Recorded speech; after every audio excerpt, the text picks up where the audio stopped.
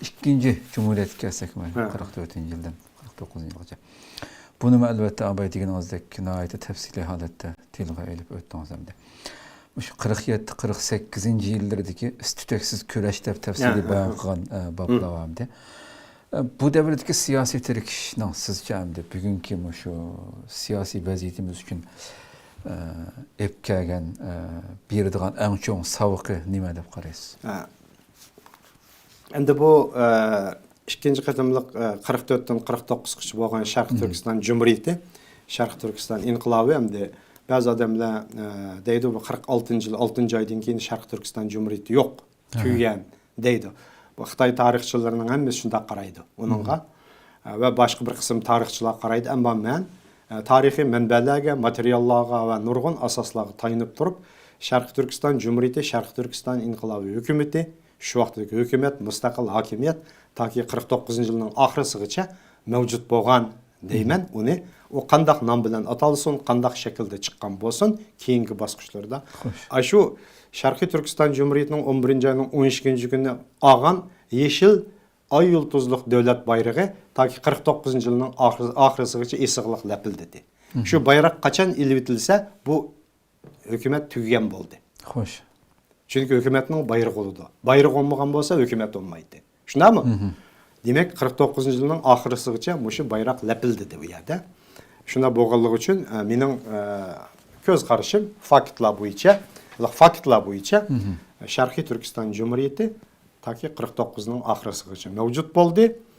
Özünün yeni bir basqıçını davamlaştırdı 46'dan keyin. Onun her bir devirde özünün bir basqıçı var.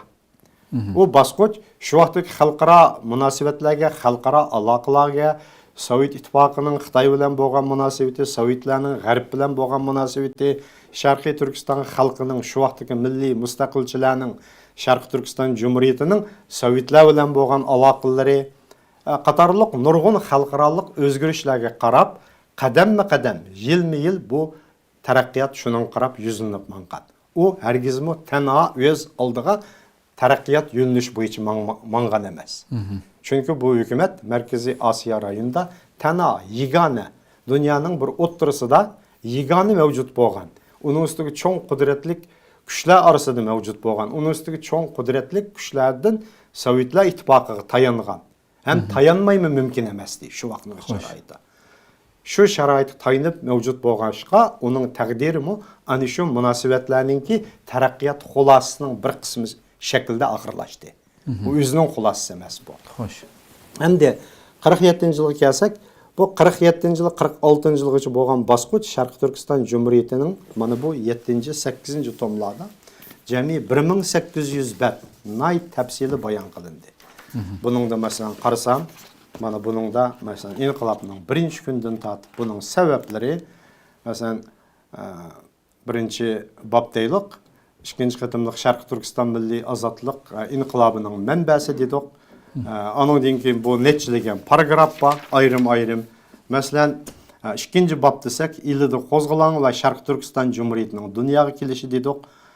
4. babını alsaq, mesela Şərq Türkistan Cumhuriyeti hükümetinin kuruluş ve onun terkibi dep atadık. Şuna oxşaş, her bir babının terkibi de neçiligen paragraf, yani ayrım neçiligen mezmunlar var.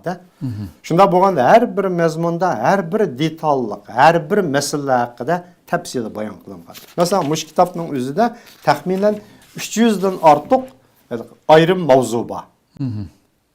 Bu özü 14 bab, bu 7. tom 14 bab, bu özü cemi qarsanız hazır bir yerde bu İngiliz qoşqanda mana bu cemi hazır qarğınımızda 840 bet mana bu. 840 bette ta ki 43. yılının ahırısından tatıb 44. yılınki 6. aygacha bolgan bütün jarayan bayan qılındı. Mao 8. tomda 44. yıl 45. yıl 6. aydan ta ki 46. yıl 6. ayının ahırısıgacha 46. yıl 7. ayının 1. günü tinchlik söhbetining xulası chiqib eng oxirida birlashma hukumat, ya'ni Sharqiy Turkiston Cumhuriyeti taraf bilan Xitoy Gomindang markaziy hukumati, ya'ni Urumchidagi Gomindang hukumati emas. Nanjingdagi Xitoyning markaziy hukumatining vakillari bilan G'uljidagi Sharqiy Turkiston hukumatining tanlagan vakillarining birlashishi asosida, ularning suhbat asosida birlashma qo'shma shaklda qurilgan hukumat qurilgan. Shuning uchun bo'lgan shu jarayonlar tafsili birma-bir bayon qilingan. Bu taxminan 1000 ga oid mavzu bu. Demek ki hem de mana muşlarning hammasini biz tafsili yo'rtib chiqdik, hammasini bir-birlab ko'rsatdik. Hem de 47-yil deganimiz kitobning 10-tomi qo'lingizda turibdi. 10-tomda mana bu 11700 betga yaqin. Buningda ana shu birlashma hukumat davridagi Ahmadjon Qosim Mavun rais bo'lgan, Jiang Jizhong rais bo'lgan shu birlashma hukumatdagi istiqsiz kurash, ya'ni siyosiy kurash. G'ulji Sharq Turkiston hukumati vakillari bilan Gomindan hukumati vakillari o'rtasidagi to'qinish. Bütün Sharqiy Turkistondagi to'qinish. U vaqtdagi Sharqiy Turkiston G'ulji hukumatining ili hukumatining asosiy mavqesi tinchlik yo'li bilan, saylam yo'li bilan bütün Sharqiy Turkistonning janubdagi 7 viloyatning Xitoyning qo'lidagi 7 viloyatning saylam orqali, erkin saylam orqali huquqini qo'lga olish. Chunki 44-yildagi Gomindan shu vaqtdagi Xitoy hukumatining Urumchi saqchi idorasining nopus statistikasi bo'yicha olganda bir tekshirgan men kitobimning 7-tomida tafsili kirgizdim. Har bir joydagi millat nopusi tafsili berilgan. Shu bo'yicha olganda butun Sharqiy Turkiston, Xinjiang Xitoyning atishi bo'yicha bu joyda aran 200 ming Xitoy aholisi bor. Uyg'urlar 3 milliondan ortiq Uyg'ur aholisi bor. Shularning statistikasi bo'yicha janubda Qarshiya viloyati 5 viloyat, Turpan viloyati, Qarshiya viloyati, Aqsu viloyati, Qashqa viloyati, Yakan viloyati, Xotan viloyatidan iborat 5 viloyatda Qarshiyadan boshlab yashaydigan Xanzu, ya'ni Xan Xitoy aholisining puhraning nopusi 10 mingga yetmaydi. 10 ming odamga yetmaydi. Qashqaning 9 noyisining hammasida har bir noyida 10 dan 20 dan Xanzu Xitoy aholisi yashagan. Xotanda alsak 600 mingdan ortiq nopusning ichida 1000 ga yetmagan Xanzu aholisi. Qashqada 1 millionga yaqin Uyg'ur nopusining ichida 2000 ga yetmagan Xanzu Xitoy aholisi bor. Aqsu viloyatida 1200 dan ortiq Xanzu aholisi. Nurg'un joyda yo'qning o'nda. Lekin shuning uchun bo'lgan orliqda butun hokimiyat, idora, noya hokimlari hammasi boshliqlar, saqchi boshliqlari hammasi Xitoylar, Xanzulardan qurilgan. Tashkillangan. Bir noyda 10 bo'lsa, 10 Xanzu bo'lsa, uning hokimi Xitoy. Uningki mavullardan ba'zi joyda bir Uyg'urni qo'yib qo'ygan yoki yo'q. Saqchi idorasining boshlig'i Xitoy bo'lgan, Xanzu bo'lgan. Ondan ikki katib u bo'ladi, Xitoy tishiltida. Qolgan 100 minglagan Uyg'urlar bor. Shularning boshqarishi ostida yashaydi. 46-yildagi bitimdan keyin Ahmadjon Qosimi qatorliq bular Xitoy taraf bilan elishib, biz mush bitim bo'yicha qo'lga keltirgan saylam, erkin saylam huquqi bo'yicha butun Xinjiang bo'yicha, Sharq Turkiston bo'yicha saylam elib bormiz. Janubdagi chunki 3 viloyat Sharq Turkiston ozod uya. Shundaymi? Mustaqil ay yulduzliq bayroq Manas daryosining bu tarafida lapildaglik. Manas daryosining bu tarafiga bitim bo'lgan bilan bir dona Gomindan askari, Xitoy askari Manas daryosining g'arbiga o'tolmagan. Ya'ni shu chegara fasil bor. Bu taraf 3 viloyat Sharq Turkistonning bayrog'i ostida, u tarafi Gomindanning davlat bayrog'i ostida Urumchi hukum kontrol qildi. Mana shu vaqtda Ahmadjon Qosimiylar saylam orqali noilada saylam o'tkazib, butun huquqni Uyg'urlar o'zi qo'lga olish kerak deganda, bu yerda saylam ko'rishi bo'lgan. Bu Xotanda bo'lgan bu saylam, Yakanda bo'lgan, Qashqada bo'lgan, viloyat noilada bo'lgan. Xitoy taraf, Gomindan taraf ba'zi Uyg'urlar uning uchun nurg'un o'zining g'alchillari bor. Bular orqali saylamda Xitoy tarafning odamlarini chiqarishga harakat qildi bo'lgan. ili taraf Ahmadjon Qosimiy qatorliqlarning vakillari bo'lsa, Sharq Turkiston inqilobchilari bo'lsa, yerlik millatchi parvarlar, bular Uyg'urlar saylamda o'tib chiqsin degan. Chunki hokim Uyg'ur bo'lgandan keyin u noyining hammasini Uyg'urlar o'zi boshqurdi degan. U burunqidek bir Xitoy Xanzu hokim, Xitoy hokim, Xan hokim 100 minglagan Uyg'urni Yanzingshing davridagi 17 yillik tragediya. 20-30 mingga yetmaydigan Xitoy aholisining necha million odamni boshqarishi. Bu tragediyani oxirlashtirmoqchi bo'ladi saylam orqali. Ana keyin asta-asta qadam 3 viloyat bilan Sharq Turkiston bilan bir gavda qilib o'tish. Mana bu kurash siyosiy kurash bosqichi bo'lganligi uchun Xitoy taraf bilan bular orasida nayt uzun mezgil 47-yillarda kurash bo'ldi.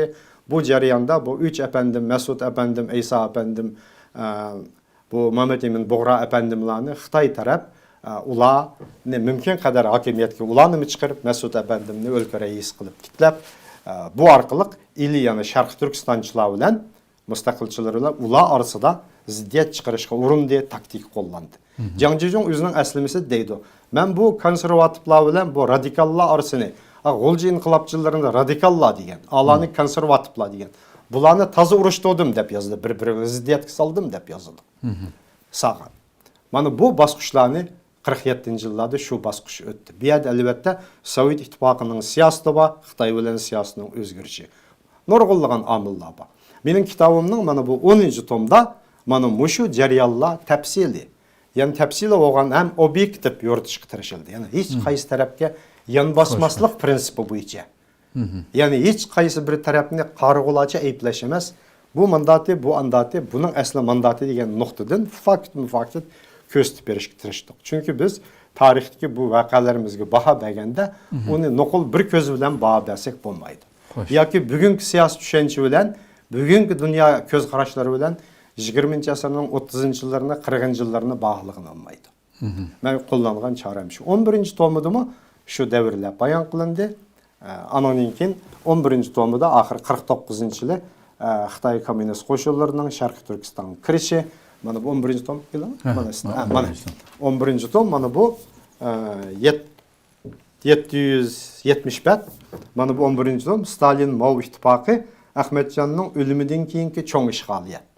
Bu qo'yilgan mavzu Uyg'ur umum tarixining. Buningda endi tek naganda buningda shu 49-yilning eng oxirgi 6-oylardan toki 49-yilning oxiri 12-oyning oxirisigacha 50-yilgacha bo'lgan jarayonlar 6 oylik jarayon mana bu 765 da bayon qilindi. Xitoy kommunistlar qanday bo'lib Sharq Turkistonga ega bo'la oldi? Liu Shaoqining Moskva ziyoratidagi maxfiy sirlar, qarorlar, Ahmadjon Qosimiylarni nima uchun Moskva Beijingga berishga taklif qildi? Xitoy nimishga vakilini G'uljiga vatdi, nimishga dastlabda Urumchiga emas. Bularning zaten aeroplanda mangdimi nima bo'ldi? Nima hodisiga uchradi? Nada o'ldi? Qanday o'ldi? Buning arqa ko'rinishi nima? Degandek nurg'un masalalar mana shu bobda bayon qilindi. Shu tomda bayon qilindi.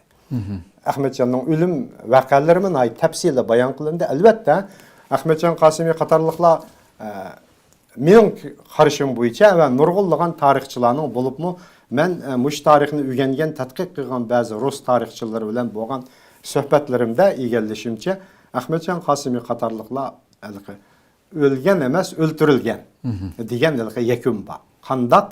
Qandaq usulda, nada, qandaq shaklda u maxfiy. Qanday bo'ldi, kimning qarori bu maxfiy. U hozircha uning tafsiloti oshkorlanadigan sir emas hozircha. Ammo oshkorlanmaydigan sir bo'lmaydi dunyoda. Shunga o'xshash bular tafsili bayon qilindi mush kitobda. Shuning uchun mavzusi mana shunday qo'yildi.